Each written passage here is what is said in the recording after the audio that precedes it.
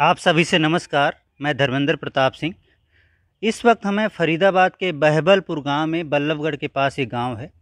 मोनिका रावत जो MBBS की पढ़ाई कर रही हैं यूक्रेन में, और वो तमाम खतरों से जूझ कर फरीदाबाद पहुंच चुकी हैं।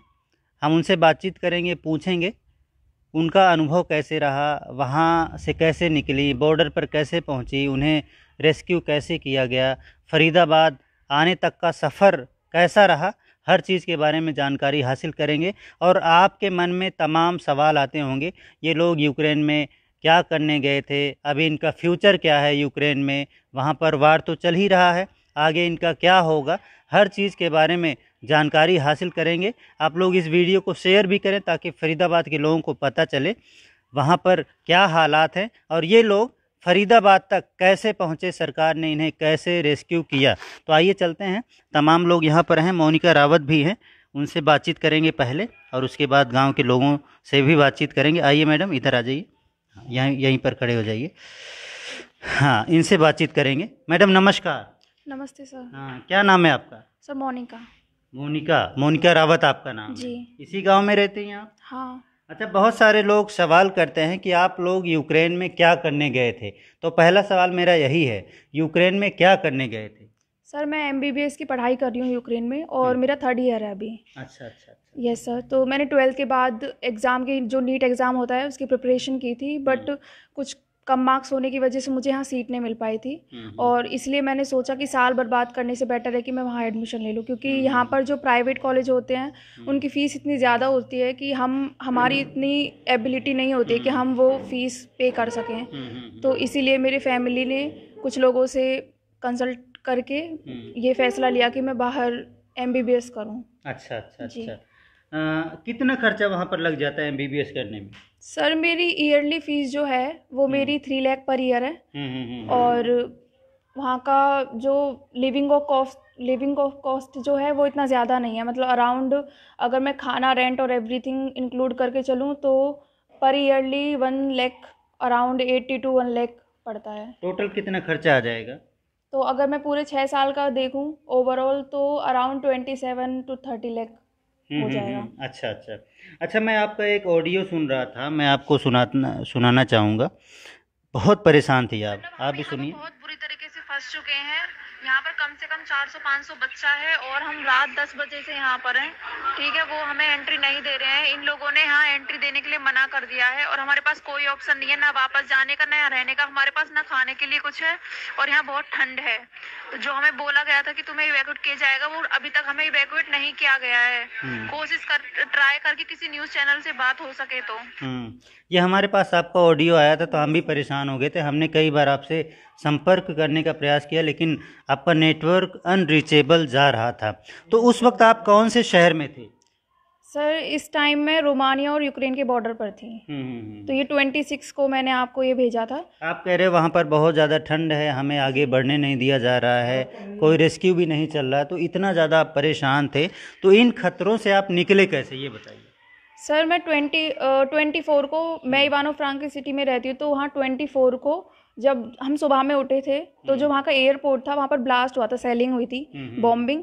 तो उससे पहले वहाँ का माहौल एकदम शांत था, हमें कुछ ऐसा लग नहीं रहा था कि यहाँ खतरा है। और हमारे जो टीचर थे, यूनिवर्सिटी थी, उन लोगों ने भी हमें यही बोला था कि अगर वॉर होता भी है तो वो हमारी सिटी तक नहीं आएगा, क्योंकि मैं ईस्ट की तरफ रहती हूँ और जो वॉर है वो वेस्ट में चल रहा है। तो इस वजह से हम एकदम शांत हैं। हमें कौन सी सिटी में रहती हैं आप? इवानो फ्रांकिस। वहीं पर यूनिवर्सिटी है आपकी? जी। कितना दूर है खारकिव से? खारकिव से अगर हम बाय ट्रेन जाते हैं तो अराउंड 12 आवर या फिर 13 आवर लगते हैं। हाँ, काफ़ी दूर है आप। जी। तो आपके यहाँ भी बमबारी होने लगी, आपको कहना है एयरपोर्ट पर बमबारी हुई, तो आपको डर लग गया फिर? हाँ। उसके बाद आपने क्या किया? फिर हमने 25 तक वेट किया कि गवर्नमेंट कुछ करेगी, हमारी इंडियन गवर्नमेंट कुछ करेगी, कुछ एक्शन लेगी, लेकिन और हमने इंडियन एम्बेसी से भी रीच करने की कोशिश की थी, लेकिन कॉल भी किया, कुछ सम टाइम वो कॉल नहीं रिसीव कर रहे थे। बट एक बार जब उन्होंने कॉल रिसीव किया तो वो यही बोल रहे थे कि अगर तुम्हारे पास पैसे हैं, ज़्यादा पैसे आ रहे हैं जेब में, तो तुम जा सकते हो, और नहीं तो वैसे ऐसा कुछ सिचुएशन नहीं है, एम्बेसी यहाँ है तुम्हें हेल्प करने के लिए। तो इसलिए हमने वेट किया कि मे बी शायद सिचुएशन इतनी नहीं सीरियस होगी आगे जाके। फिर 25 को जब वहाँ बहुत ज़्यादा हालत ख़राब हो गई थी तो हम लोगों ने कोशिश की कि एम्बेसी कुछ करे। तो उन लोगों ने हमारी यूनिवर्सिटी से बात की थी कि वो हमारे लिए बसेस अरेंज करेगी टिल रोमानिया बॉर्डर और पोलैंड बॉर्डर। तो लेकिन हम वेट करते रहे उनका। 25 हो गई कि अब तो करेंगे, बट उन लोगों ने, यूनिवर्सिटी कह रही है कि हमारे पास अभी तक ऑर्डर नहीं है तुम्हारी एम्बेसी से। उन लोगों ने बोला है कि 2 दिन बाद बच्चों को भेजा जाए, क्योंकि वहाँ पर ऑलरेडी काफ़ी भीड़ हो गई थी बॉर्डर पर। तो बस कब आई फिर? तो बस नहीं आई। हम थे मतलब अराउंड 40 के आसपास हम बच्चे होंगे, मेरे फ्रेंड्स लोग थे और जो, तो हम लोगों ने खुद से एक बस अरेंज की थी, फिर हम लोग उससे गए थे रोमानिया बॉर्डर। अच्छा, खुद से बस अरेंज की। कितने दूर था वहाँ से रोमानिया बॉर्डर? वहाँ से अराउंड 4 आवर लगे थे बस से। कोई खतरा नहीं है रास्ते में? किसी ने रोका नहीं? नहीं, वैसे रास्ते में तो किसी ने नहीं रोका था, लेकिन उस टाइम पर कर्फ्यू था, क्योंकि हम रात में ही निकल गए थे, हमें काफ़ी डर लग रहा था जब से वो एयरपोर्ट ब्लास्ट हुआ ये था। तो डर लगा रहता होगा कहीं मिसाइल बस पे ना गिर जाए, ऐसा हाँ, तो डर होता? क्योंकि जो बमबारी हो रही है, कहीं भी बम गिर रहे हैं, ऐसा तो डर होता ही है कि कहीं बस पे बम ना गिर जाए। हाँ, क्योंकि हमारी जो सिटी थी उसमें लगातार सायरन भी बजने लग रहा था। जो वहाँ डेंजर के लिए जो था सायरन, वो बार बार वहाँ बजने लग रहा था, और फिर हमें बार बार बंकर में भी जाना पड़ रहा था, तो इसलिए हम रात को ही वहीं से निकल गए थे। 10 बजे हम वहाँ से निकल गए थे। और भारत सरकार ने एक एडवाइजरी जारी की थी, जिस भी बस से या कार से आप निकलें, ऊपर तिरंगा की फ़ोटो चिपका लें। अगर तिरंगा देखेंगे तो आपको हो सकता है कोई ना रोके, और अगर ऊपर से हमला भी हो रहा है, क्योंकि रूस हमला करने से पहले सैटेलाइट से तस्वीरें देखता है और ये देखता है कि कौन सी बस पे तिरंगा लगा है, कौन सी प्लेन पे तिरंगा लगा है, उस पर हमला नहीं किया जाता, ऐसा भारत सरकार ने कहा है। और रूस को भी ये बताया गया है कि अगर किसी भी बस पे, ट्रक पे, कार पे या एयरक्राफ्ट पे तिरंगा लगा हुआ है तो वहाँ पर हमला ना किया जाए। ऐसी बातचीत हुई है रूस के बीच में। तो ये सब आपने टेक्निक अपनाई? हाँ, हमने भी अपने जो बस थी उसके सामने फ्लैग लगा लिया था, अपना इंडियन फ्लैग जो था। अच्छा जी। तो रोमानिया बॉर्डर पर आप पहुँच गए, वहाँ पर कोई दिक्कत तो नहीं हुई?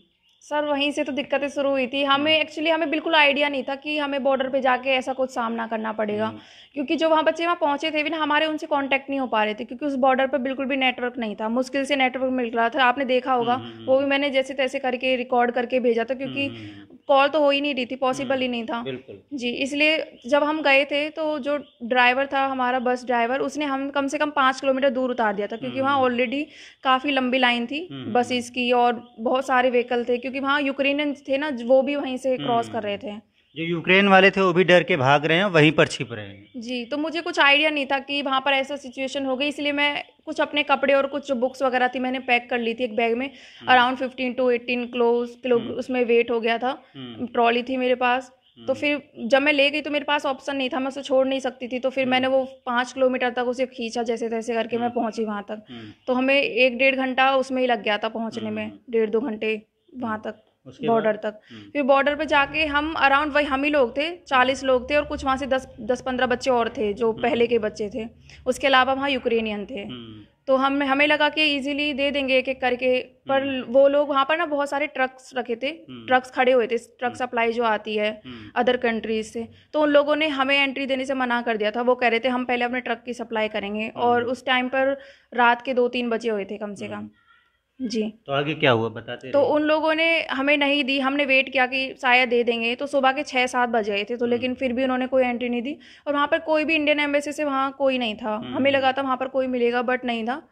फिर उसके बाद वो यूक्रेनियन को एंट्री दे रहे थे। हाँ, उसे यूक्रेनियन लैंग्वेज काफ़ी सही आती थी, उसने बात करी थी उन लोगों से और उनसे पूछा कि हमें क्यों नहीं तुम एंट्री दे रहे हो। तो उन्होंने बोला कि हम तुम्हारी एम्बेसी या फिर किसी भी गवर्नमेंट से हमें अभी तक इन्फॉर्म बोला था कि हम अपने अकॉर्डिंग देंगे। तो फिर हमने वहाँ पर वेट किया था, पूरा एक दिन हमारा वहाँ ही निकल गया, 26 हो गई थी। खाना पीना था आपके पास? खाना पीना हमारे पास जो हम साथ लेके चले थे वही था, फिर वो एक दिन में खत्म हो गया क्योंकि रात हो गई थी। फिर कुछ खाना पीना नहीं था वहाँ पर। एक कैफे था पास में, छोटा सा कैफे, तो उन्होंने 1-2 दिन तक तो अंदर घुसने दिया था। उसके बाद उन्होंने बाहर बोर्ड लगा दिया, उस पर लिख दिया इंडियन नॉट अलाउड। आगे बताइए। फिर तब तक फिर वहाँ पे ठंड भी काफ़ी थी, ठंड बहुत बढ़ने लगी थी, और हम वहाँ पर इतना टाइम तक खड़े नहीं हो पा रहे थे, ना वॉशरूम ना कोई भी वहाँ पर ऐसा फैसिलिटी नहीं थी, क्योंकि वो जंगल जैसी जगह में था। वो कैफ़े में ही हम जैसे तैसे करके थोड़ा बहुत देर तक जाते थे, क्योंकि वहाँ पर हीटर था तो थोड़ा गर्म फील होता था, और क्योंकि मैं वेजिटेरियन, तो मुझे खाने की बहुत ही ज़्यादा प्रॉब्लम हो रही थी। तो मैंने जैसे तैसे वहाँ कॉफ़ी से ही 1-2 दिन गुजारा किया। फिर उसके बाद में वो भी बंद हो गया, तो वहीं खड़े तो रहे। उस वक्त आपको ऐसा महसूस हुआ कि अगर मदद नहीं मिली तो क्या होगा, जिंदगी का कुछ खतरा आपको महसूस हुआ होगा? काफ़ी डर लग रहा कि था क्या हम लोगों को, खाऊंगी, क्योंकि कैसे हम रहूंगी? किसी से कांटेक्ट भी नहीं कर पा रहे थे। जैसे तैसे कॉल लगा रहे थे एम्बेसी को, लेकिन वो रिसीव नहीं कर रहे थे। रिसीव करते भी थे तो वो बोलते थे कि हाँ कुछ किया जाएगा, वहाँ पर कोई लोग आने वाले हैं। फिर वहाँ पर 2 दिन हो गया था, 27 को वहाँ पर बहुत ज़्यादा भीड़ हो गई थी, क्योंकि और बसेज आती जा रही थी। उन लोगों को पता ही नहीं था, क्योंकि जो एम्बेसी थी उसने एडवाइजरी निकाली थी कि सब रोमानिया और पोलैंड बॉर्डर की तरफ जाएं। तो हमें तो जैसी इन्फॉर्मेशन थी उस अकॉर्डिंग हम चल दिए थे हमें, लेकिन ये नहीं पता था वहाँ जाके ये होने वाला है। तो वहाँ पर जब जिस दिन मैं गई थी तो वहाँ 50-60 बच्चे थे, लेकिन अगले दिन तक वहाँ कम से कम 500 की भीड़ हो गई थी। अलग अलग सिटी से और बच्चे आ गए थे। तो उस दिन वो फिर वहाँ पे भगदड़ होने लगी थी कुछ आपको ज़्यादा। ये नहीं पता था कि रोमानिया बॉर्डर पर आने के लिए बोला गया है, एडवाइजरी जारी की गई है? उस वक्त आपको पता था कि नहीं? हाँ पता था। उन लोगों ने मतलब एडवाइजरी पढ़ के ही तो हम वहाँ से निकले थे। उन्होंने बोला था कि तुम अपने तरफ से भी अरेंजमेंट करके जा सकते हो, तो मतलब आगे क्या हुआ, मत आपको रहो। रेस्क्यू कैसे किया गया ये बताइए? फिर हम वहाँ पर वेट किया हमने, तो उसके बाद 27 को इंडियन एम्बेसी की, मतलब जो रोमानिया में इंडियन एम्बेसी है उसके कुछ कोऑर्डिनेटर आए थे। उन लोगों से बातचीत हुई थी। तो कुछ लोग तो भगदड़ करके जैसे तैसे करके पहुंच रहे थे, क्योंकि वो 3 घंटे में 2 से 3 बंदों को एंट्री दे रहे थे बस, और भीड़ वहाँ 400-500 थी कम से कम। अच्छा। तो कुछ लोग जैसे तैसे करके भाग रहे थे। वो भीड़ भी इतनी ज़्यादा था कि उसमें हम रिस्क नहीं ले सकते थे अंदर घुसने का, क्योंकि एक लड़की का पैर टूट गया था और एक लड़की के यहाँ पर पैर रख दिया था। भीड़ में एक दूसरे के ऊपर गिर रहे थे बच्चे। फिर हमने वेट किया, क्योंकि मैं 2 बार जा चुकी थी, मुझसे नहीं हो पा रहा था, तो मैं बाहर खड़ी हुई थी अपने फ्रेंड्स के साथ में। तो जब वो लोग आए इंडियन एम्बेसी से, जो कोऑर्डिनेटर थे, तो उन लोगों ने बोला कि हम तुम लोग 2-3 दिन पहले के आए हो तो हम तुम्हें निकालवा देंगे। उन्होंने बोला कि हम अभी 1 घंटे में आएंगे। हम उनका वेट करते रहे और अगले दिन की सुबह हो गई, वो लोग नहीं आए। फिर जैसे तैसे करके जिन लोगों ने हमारा एडमिशन कराया था, उनका नाम है डॉक्टर M.A. चौधरी, दिल्ली में उनका ऑफिस भी है। तो उनकी टीम जब वहाँ पर पहुँची और बाकी बच्चों को लेके, तो उन्होंने भी वहाँ कोशिश की बातचीत करने की उन लोगों से, लेकिन वो लोग नहीं मान रहे थे। उसके बाद में फिर दोबारा वो इंडियन एम्बेसी वाले लोग आए, तो हमने उनसे बोला प्लीज़ सर हमें निकलने दो, हम भूखे हैं और हमसे नहीं, और लड़कियों को बिल्कुल भी और भी प्रॉब्लम्स होती हैं, नहीं खड़ी रह सकते हैं इतने लंबे टाइम तक। तो उन्होंने बोला कि हमने इनसे बातचीत कर ली, लेकिन ये लोग हमारी नहीं मान रहे, तो बस एक ही ऑप्शन है, या तो आप वेट करो या फिर खुद से थोड़ा और ट्राई करके तुम इस भीड़ में से निकलने की कोशिश करो। मतलब उन्होंने सीधे बोल दिया कि हमारे हाथ में नहीं है, we are not Indian embassy, we are just their coordinators, we just follow the rules. उन्होंने बोला कि जो हमें ऑर्डर मिलते हैं हम वही फॉलो करते हैं, हमारे हाथ में इतनी पावर नहीं है कि हम इनसे बोल के करा सकें, we can just request them. तो उन्होंने ये बोला, तो उसके बाद हमें फिर होप हमारी ख़त्म हो गई थी। जब ये लोग ऐसे बोल रहे हैं तो हम किससे होप करेंगे, जब ऑलरेडी इंडियन एम्बेसी ये कह रही है। तो उसके बाद हमने कोशिश की निकलने की, फिर मुझसे नहीं हो पाया। तो जो वहाँ पर जिन्होंने एडमिशन कराया था हमारा उस टाइम पर, तो वो लोग जब वहाँ पहुँचे वो अंदर गए और उन्होंने बातचीत की थी। तो जहाँ से वो बाकी लोगों को नाइजीरियन को एंट्री दे रहे थे दूसरे वाले गेट से, उनसे रिक्वेस्ट करके उन्होंने 10-15 मिनट तक वो गेट खुलवाया, और वहाँ से लाइन लगा के एक बच्चे की एंट्री होने लगी। तो मैं भी उसी लाइन में जाके खड़ी हो गई थी, तो मेरी एंट्री वहीं से हुई थी। अकेले की एंट्री हुई या ग्रुप के सभी लोगों की? कम से कम 150-200 बच्चों की हो गई थी। तो उसमें और भी यूनिवर्सिटी के भी थे, इवानो के भी थे, तो काफ़ी बच्चों की वहाँ से एंट्री हुई। फिर उन लोगों ने वो गेट बंद कर दिया कुछ देर बाद। अच्छा, उसके बाद हमारा इमिग्रेशन हुआ था।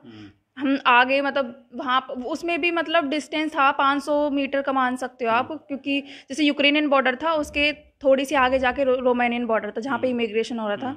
तो वहाँ पर भी वो लंबी लाइन लगी हुई थी, एक एक बच्चे करके वहाँ पहुँच रहे थे। काफ़ी ठंड थी और एक बच्चे पे कम से कम 15 से 20 मिनट लग रहा था। तो हम वहाँ पर खड़े रहे, वहाँ पर भी हिम्मत नहीं हो रही थी खड़े होने, क्योंकि वो एकदम ही खुला एरिया था। एटलीस्ट वहाँ पर भीड़ थी तो वहाँ भी ठंड थी, वहाँ और ज़्यादा ठंड थी। तो वहाँ हमारा 3 से 4 घंटा लग गया था हमें इमिग्रेशन में। इमिग्रेशन होके हम लोग उस तरफ पहुँचे, तो अभी भी रोमानियन बॉर्डर था, वो काफ़ी दूर था। तो हम पैदल पैदल वहाँ तक चल के गए थे इमिग्रेशन के बाद में। तो उसके बाद जैसे ही रोमानियन बॉर्डर हमने क्रॉस किया, तो वहाँ पे रोमानियन पीपल थे और उन्होंने हमारी काफ़ी, अब ये मुझे नहीं पता कि वो इंडियन गवर्नमेंट ने कराया था, लेकिन हमने उनसे पूछा तो उन्होंने बोला कि जो रोमानिया में NGO है, LDL करके कोई NGO था, उन्होंने वो अरेंजमेंट की हुई थी। तो उन्होंने हमारे लिए खाने पीने का सामान भी और भी बहुत सी चीज़ें, कपड़े भी, शूज़, बहुत चीज़ अरेंजमेंट की थी। तो और उन्होंने बोला भी कि तुम ले सकते हो जो तुम्हें यहाँ से लेना हो। और वहाँ पर कुछ लिया आपने वहाँ से? हाँ, मैंने कुछ खाने की चीज़ें ली थी वहाँ से। कपड़े मेरे साथ में थे तो मैंने कपड़े नहीं लिए थे, बिस्किट वगैरह लिए थे। वहाँ मतलब 3 दिन हो गए थे, तीसरे दिन मैंने एंट्री की थी उसमें। 25 को निकली थी और 27 को मैंने एंट्री की थी। उसके बाद में वहाँ पर कुछ लोग थे जो रोमानियन ही थे, इंडियन वहाँ पर नहीं थे। तो उन्होंने हमें बोला कि तुम्हारे लिए बसेस अरेंज की गई हैं जो तुम्हें या तो शेल्टर लेके जाएंगी या फिर मे बी सीधे एयरपोर्ट लेके जाएंगे। एयरपोर्ट वहाँ से कम 8 से 9 घंटे दूर था, जहाँ बॉर्डर से। जी, जहाँ काफ़ी दूर था, 8 से 9 घंटे बस से लगते हैं। तो उन लोगों ने पैदल ही लेके गए थे हमें वो थोड़ी दूर तक, और वहाँ पर एक छोटा सा शेल्टर था। काफ़ी वहाँ ऑलरेडी बहुत सारे इंडियन थे जो पहले एंट्री कर गए थे। तो वहाँ पे हम वेट कर रहे थे। उसके बाद वहाँ पे उन्होंने बोला कि 3 बस अरेंज की गई हैं तुम्हारे लिए। तो वो तीनों बस, इतनी भीड़ थी कि मेरी नंबर ही नहीं आती थी और बाकी बच्चे चले जाते थे, काफ़ी भीड़ थी। तो क्योंकि मेरे पास पेट्रोल ही थी ना, तो फिर मैं इतना ज़्यादा पुशअप नहीं कर पाती थी। तो बाकी लोग चले गए, वो तीनों बसेस चले गई। फिर उन्होंने और बस अरेंज की। तो मैं 2-3 घंटे मैंने उस शेल्टर में वेट किया। वहाँ पर भी सही से रहने का इंतज़ाम था, तो वहाँ पर वेट किया। फिर उसके बाद भी नहीं हो पाया। मतलब हम रात के 10 बजे हुए थे उस टाइम पर रोमानिया में।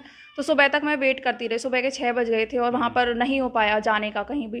फिर जैसे तैसे करके एक बस में मैंने और कुछ फ्रेंड्स ने वहाँ पर रिक्वेस्ट की बहुत ज़्यादा कि ये लड़की है, तबीयत ख़राब हो रही है, जाने दो। तो उन लोगों ने हमें बस में एंट्री दे दी थी। तो हम 3-4 लोग थे साथ में जो उसी ग्रुप के थे। वहाँ से हम 40 लोग आए थे, लेकिन वहाँ पर भीड़ में सब अलग हो गए। 2-3 बचे थे मेरे साथ। तो हमने एंट्री कर ली। उसके बाद में 8 से 9 घंटा लगा था, और वो हमें लगा कि वो एयरपोर्ट ले जा रहे हैं, लेकिन वो शेल्टर में लेके गए थे 27 को।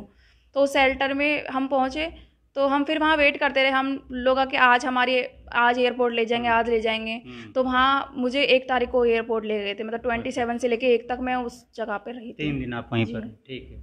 वहाँ पर कोई प्रॉब्लम नहीं हुई। वहाँ पर बाकी शेल्टर से वो काफ़ी सही जगह थी रहने का, काफ़ी। तो डायरेक्ट वहाँ से एयरपोर्ट ले गए? हाँ, वहाँ से 3 दिन बाद जब हमने काफ़ी उनको रिक्वेस्ट करी उन लोगों को कि प्लीज़ हमें ले जाओ, हमें काफ़ी दिन हो गए आए हुए, और क्योंकि हम वहाँ का खाना नहीं खा पा रहे थे। मतलब 7-8 दिन हो गए थे। हमें रोटी और चल रहा था, नॉनवेज भी चल रहा था वहाँ। नॉनवेज, हाँ, वो चिकन देते थे ऐसे उबला हुआ, और चावल उबले हुए और ब्रेड। चिकन वगैरह तो आप खाते नहीं हो? नहीं। वेज भी मिलता था? वेज में वो ब्रेड और चावल देते थे। तो वो सूखा रूखा हम खा नहीं पाते थे। मतलब 2-3 दिन हमने खा लिया, फिर उसके बाद मन भरने लगा था, उससे नहीं खाया जाता था। तो आगे बताइए। तो उसके बाद वहाँ पे जो लोग थे वो कुछ इंडियन रेजिडेंट थे जो वहाँ पर रहते हैं 15-16 साल से। तो उन लोगों ने बोला था कि इंडियन एम्बेसी यहाँ पर आई नहीं है, जो ये अरेंजमेंट है वो हम लोगों ने कराया है। उन्होंने ऐसा बोला। उनमें से एक का नाम सुरेश सर था। चलो ठीक है, आगे एयरपोर्ट कैसे पहुँचे? तो उसके बाद हम एयरपोर्ट, उन लोगों ने जब वो भी हमको बहका रहे थे, कल कर देंगे, वहाँ ऑलरेडी भीड़ है। क्योंकि उस टाइम पर सिचुएशन बहुत वर्स्ट हो गई थी। तो जो सीधे बॉर्डर से बसेस एयरपोर्ट जा रही थी और एयरपोर्ट पे काफ़ी भीड़ हो रही थी, इसलिए वो लोग शेल्टर वाले बच्चों को बाद में भेज रहे थे। तो फिर हम पहुँच गए जैसे तैसे करके। 1 तारीख को हम एयरपोर्ट पहुँच गए थे, और फिर बस से पहुँचे? जी, उन्होंने बस करी थी। ½ एन आवर लगा था, काफ़ी दूर नहीं था, वहाँ से पास था। तो वहाँ जाते ही पहुँचते ही उन्होंने हमें सीधे बोर्डिंग की लाइन में लगाया था, और फिर वहाँ से हमें बोर्डिंग पास मिल गया था। जी।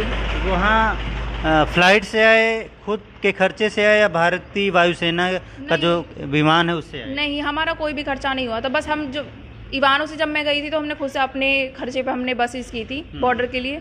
उसके बाद हमारा कोई खर्चा नहीं। कौन सा एयर इंडिया का विमान था या भारतीय वायुसेना का विमान? हाँ, भारतीय वायुसेना, इंडियन एयरफोर्स का C-17 जो था, उससे मैं आई थी। बैठने की जगह थी?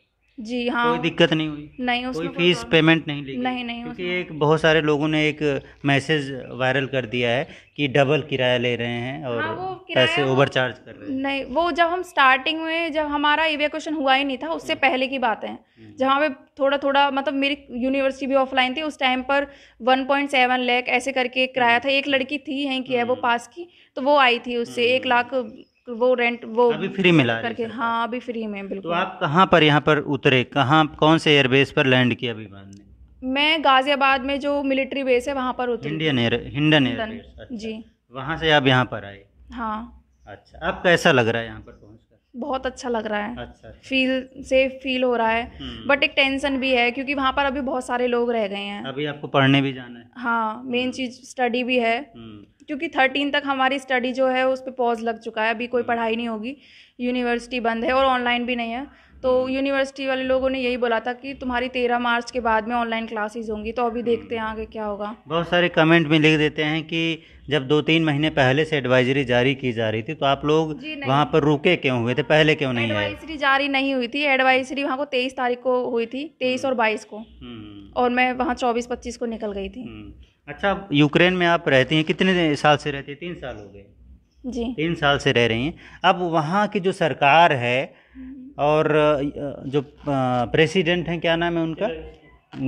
जेलेंस्की नाम है उनका। हाँ, वो पहले हास्य कलाकार थे, पहले कॉमेडियन थे, अचानक वो राष्ट्रपति बन गए, अब जो है वो देश संभाल रहे हैं। उनके बारे में बड़ा निगेटिव चल रहा है कि पब्लिक को ऐसे कलाकारों को राष्ट्रपति नहीं बनाना चाहिए, जो सीरियस हैं, जो जनता की सेवा करते हैं, जिनको एक्सपीरियंस है, ऐसे लोगों को नेता बनाना चाहिए। जैसे मोदी जी हैं, मोदी जी को बहुत ज़्यादा अनुभव है और आज भारत की एक पावर भी है, जहाँ भी तिरंगा दिखा दो वहीं काम हो जाता है, तो ऐसा कहा जाता है। तो जो पब्लिक है वो कह रही है कि कलाकारों को अगर आप नेता बना दोगे, राज्य का, देश का मुखिया बना दोगे, तो देश कैसे संभाल पाएंगे? अब आज वो देश नहीं संभाल पा रहे हैं, आज देश पर खतरा आ गया है। ठीक है, ऐसा लगता है कि यूक्रेन बचेगा ही नहीं और लोग बचेंगे ही नहीं। आपको भी यही लग रहा होगा कि हम वहाँ पर नहीं बच पाएंगे और आप यहाँ पर आ गए सकुशल। तो क्या सोचते हैं यूक्रेन के बारे में, वहाँ की सरकार के बारे में, वहाँ की पब्लिक क्या सोच रही है? वहाँ की पब्लिक का अगर मैं बोलूँ तो एक्चुअली जो यूक्रेन और रसिया की जो लड़ाई है वो काफ़ी पहले से चल रही है, क्योंकि हमें पता है पहले ये दोनों एक देश थे, उसके बाद में ये अलग हो गए। तो 2011 में भी रसिया ने अटैक किया था। उस टाइम पर जेलेंस्की जो हैं वो नहीं थे उसके राष्ट्रपति, प्रेसिडेंट, वहाँ पर पहले कोई और था। तो उस टाइम पर इतनी सिचुएशन वर्स्ट हो गई थी। अभी तो फिर भी एटलीस्ट लोगों की जान नहीं वहाँ कम जा रही है, लेकिन उस टाइम पे बहुत ज़्यादा बड़ी अमाउंट में वहाँ लोगों की जान गई थी। और जो वहाँ के प्रेसिडेंट थे वो भी देश छोड़ के चले गए थे आधी लड़ाई में ही। लेकिन जो अभी वहाँ के लोग तो ऐसा ही सोचते हैं, वो बहुत सपोर्ट करते हैं जेलेंस्की को, क्योंकि वो वहाँ डटकर खड़े हुए हैं। और उनका यही मानना है कि क्योंकि 2011 में लड़ाई हुई थी, उस लड़ाई के बाद में उन्होंने वहाँ से लुगांस और दोनेत्स्क करके 2 सिटी हैं उनको हथिया लिया था। और लुगांस जो है, हाँ जी, और अभी उन्होंने फिर से 10 सिटी की मांग की थी कि हम ये 10 सिटी चाहते हैं, जिसमें वो 10 सिटी थी जिनसे कि पूरे यूक्रेन की इकोनॉमी चलती है, जो काफ़ी मतलब कह सकते हैं हम लोग जहाँ घूमने फिरने जाते हैं और जहाँ से उनकी इकोनॉमी चलती है। और सुंदर जो सिटी हैं लाइक कीव है, खारकीव है, ओडेसा है, समी स्टेट है, पोल्तावा, उन सिटी का उन्होंने एग्रीमेंट मांगा था कि ये सिटी हमें दे दो। और वो सिटी ऐसा भी नहीं है कि वो खारकीव बॉर्डर पर आती हैं। नहीं, मांग क्यों रहे हैं? रसिया इतना बड़ा है, भारत का करीब 7-8 गुना बड़ा है रशिया, उसके बावजूद उनको सिटी क्यों चाहिए? अब ये तो नहीं पता। ऐसा कहा जा रहा है कि ये नाटो में शामिल होना चाहते हैं यूक्रेन, और अगर नाटो में शामिल हो गए तो रूस को आंखें दिखाते रहेंगे। और रूस नहीं चाहता कि कोई बगल में दुश्मन पैदा हो जाए जो हमें आंखें दिखाए, जो हमारे लिए खतरा बने। और इसीलिए रूस ने अटैक किया है और वो चाहते हैं कि यूक्रेन पर हमारा कब्जा हो जाए, ताकि ये हमें ना तो आंखें दिखाए और ना ही नाटो में शामिल हो। तो ऐसा कुछ चल रहा है। देखिए सर, जो यूक्रेन है वो एक अलग डेमोक्रेटिक कंट्री है, उसके अपने खुद के राइट्स हैं कि वो किसको आके दिखाए या फिर कौन कंट्री उस पर हक जताए या नहीं। तो ऐसा हम नहीं कह सकते कि कोई भी आके उसके ऊपर हक। रूस ऐसा सोचता है। हाँ जी, वो सोचता है क्योंकि वो उस पर हथियाना चाहता है वो पहले से ही, क्योंकि वो कंट्री उससे ज़्यादा शक्तिशाली है, बहुत पावरफुल है इसलिए। और क्योंकि उसने पहले देख लिया है कि जो उसका प्रेसिडेंट था वो भाग गया था, तो वो ऐसा ही अभी भी मान के चल रहा है कि मैं इसे भी हरा दूंगा और ये भी भाग जाएगा। बाकी वहाँ की जो जनता है और वहाँ के जो लोग हैं वो बिल्कुल नहीं चाहते हैं वॉर हो, और इवन वो हेट भी नहीं करते हैं एक दूसरों से, क्योंकि मेरे वहाँ यूक्रेनियन फ्रेंड्स भी हैं, मेरे काफ़ी फ्रेंड्स हैं, तो वो लोग बिल्कुल हेट नहीं करते। इवन उनके रिलेटिव्स हैं जो रसिया में रहते हैं और रसियन हैं, उनके रिलेटिव यूक्रेन में रहते हैं बहुत खास, तो वो लोग तो बिल्कुल चाहते ही नहीं है। अच्छा, अगर युद्ध लंबा खिंच गया तो आपकी जो एजुकेशन है उस पर काफ़ी ज़्यादा प्रॉब्लम पैदा हो जाएगी। कैसे सेमेस्टर भी आपका मेरे ख्याल से आगे नहीं बढ़ पाएगा, तो कैसे करेंगे, प्रोसीड कैसे करेंगे? क्या भारत में कोई स्कोप है कि यहाँ पर कंटिन्यू कर सकें, या ऑनलाइन डिस्टेंस एजुकेशन से आप पढ़ाई कर सकें? सर, इस बात पर देखो, जब मैं यूनिवर्सिटी से, तो हमें अभी इस बात पर कोई नहीं मिला है। उन्होंने तो बस यही बोला है कि 13 तक ऑफ क्लासेस नहीं है, उसके बाद ऑनलाइन क्लासेस चलेंगी। बाकी वहाँ की सिचुएशन का हम कुछ नहीं कह सकते वहाँ पर क्या होने वाला है। और दूसरा इंडिया का रहा, तो इंडिया से इस बारे में मुझे नहीं पता है, क्योंकि अभी कुछ ऐसा एडवाइजरी भी नहीं है और ना कोई ऐसी बैठक हुई है जिसमें इस चीज़ का डिस्कशन हो। तो अभी इस बारे में कोई डिस्कशन नहीं हुआ है कि बाकी आगे हमारा क्या होगा। तो अगर वहाँ सिचुएशन अगर सुधर जाती है और या फिर ऐसा होता है कि जो जेलेंस्की हैं वो हार मान लेते हैं, तो ऑफकोर्स वहाँ सिचुएशन नॉर्मल हो जाएगी और हम लोग वापस जाके पढ़ सकेंगे। तो मेरा सेमेस्टर जो जून में एंड होता है, तो अभी हम यही मान के आए हैं कि हम जून तक हम यहाँ पर रहेंगे। उसके बाद अब वहाँ सिचुएशन सही हो जाएगी तो हम सितंबर वापस चले जाएंगे 2 महीने की छुट्टी के बाद।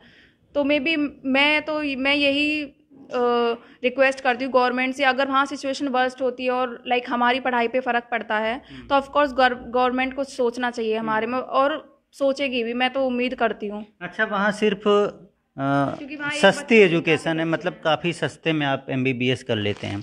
सिर्फ इसीलिए जाते हैं वहाँ पे बढ़िया प्रैक्टिकल भी आपको कराया जाता है, बढ़िया स्टडी भी होती है। स्टडी फर्स्ट ऑफ ऑल वहाँ हिंदी लैंग्वेज नहीं है, वहाँ फुल इंग्लिश लैंग्वेज में हमारा स्टडी कोर्स है। इवन तो यहाँ भी इंग्लिश हाँ बिल्कुल, लेकिन यहाँ at least we can talk with our teachers in Hindi, but in Ukraine we can not, we have to talk only in English because they do not know Hindi, they just know Ukrainian and English. That's why there are lot of problems and issues also we have to लेकिन face. आपकी English भी बढ़िया हो जाएगी इसी बहाने, ठीक है? 3-4 साल में इंग्लिश बहुत अच्छी हो जाएगी। लगातार इंग्लिश आपको बोलना है, इंग्लिश ही सुनना है। ये बोलूँगी कि ऐसा नहीं है कि हम पैसे को देख कर ही वहाँ जाते हैं, वहाँ कम्युनिकेशन भी काफ़ी अच्छा है और बहुत सी स्किल वहाँ अच्छी भी हैं। ऐसा नहीं है कि इंडिया से कुछ ज़्यादा खराब है या फिर ज़्यादा। क्या आप बता रहे हो, आप वेजिटेरियन हैं, तो वहाँ पर आपको फूड मिल जाता है वेजिटेरियन? हाँ, सब कुछ अवेलेबल होता है, मैं खुद से कुक करके खाती हूँ। अच्छा जी, चलो, बहुत अच्छा लगा आपसे बातचीत करके, आपने बहुत अच्छी जानकारी दी। अब आपके पिताजी हैं, ठीक है, उनसे बातचीत कर लेते हैं। पिताजी है ना इन? सर नमस्कार। नमस्कार सर। क्या नाम है सर आपका? वीर सिंह है जी, वीर सिंह रावत। वीर सिंह रावत हैं और रिटायर्ड टीचर रहे हैं आप? रिटायर हुए।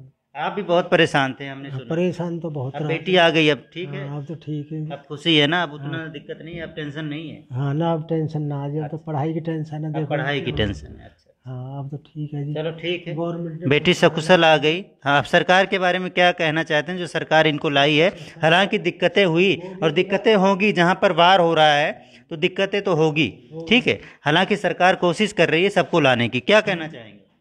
देखो जी, मोदी जी का बहुत बहुत धन्यवाद।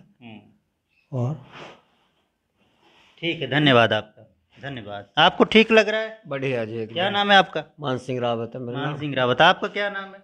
गजराज सिंह। गजराज सिंह जी। तो सभी खुश हैं, गांव वाले भी खुश हैं, इनके पिताजी भी खुश हैं और सब खुश हैं, फरीदाबाद के लोग भी खुश हैं कि बिटिया सही सलामत आ गई, कल को डॉक्टर बनेगी और फरीदाबाद की भी सेवा करेगी।